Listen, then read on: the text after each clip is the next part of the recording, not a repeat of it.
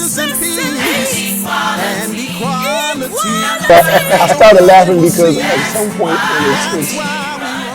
I played a lot of pro basketball, and I played a lot of and one in upstate in the Rucker and 155th. So I did a whole lot of things playing basketball streetwise, which is considered our AAU, and we used to travel when I was younger. Right, right. At some point, you can't make that transition. In most basketball, it's only been a certain few.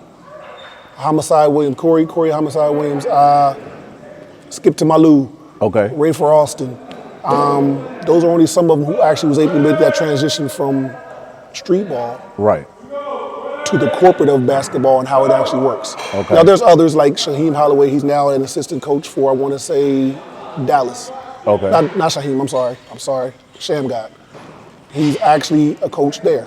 That being said, I was one of those guys who played in those situations when I was younger. Okay. You're never given direction about your career. This is bigger than basketball for me because I've sat back and I've watched a lot of guys be at the peak of their level Right.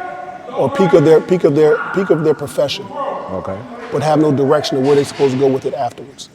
And every player who's ever played this game will sit back and say their hardest part of the game is finding out what to do next because you dedicated this much to it. So if you start that dedication early, the game is just a game. Yes, yes. But there is a game inside of it where you play this chess move of how you go to position yourself for what you want to do next. Okay. I'm trying to show these young men that basketball can carry you a whole lot different. Just your swagger, your persona, your confidence, who you are, how you present yourself, Right. doesn't just have to have the ball in your hand. There's a lot of owners who haven't ever played this game before, but they have a love for it and they found a niche. Who's showing them how to do this niche? So at this point, I have to sit back and say you have to teach them young.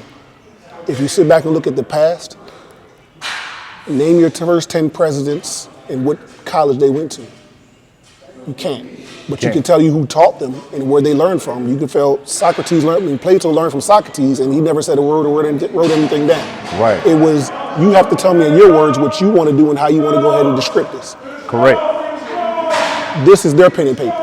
This is their canvas. How do you know them as the person outside of this canvas? And that's what I want to build for them to where they can sit back and say, yes, this was my stepping stone, this is my resume, Right. but that's not who I am. I am actually equipped to do this. I'm able to do this. I was able to attain this type of academic scholarships. I was able to go ahead and hold myself in certain arenas where most wouldn't be seen in high school. Gotcha. So now it's an experience of, I've been here before. What's my nerves? Most minority men are afraid to take that step forward. Correct. I have to teach this at a young age to sit back and say, Justice and peace and equality. Now the world they will see.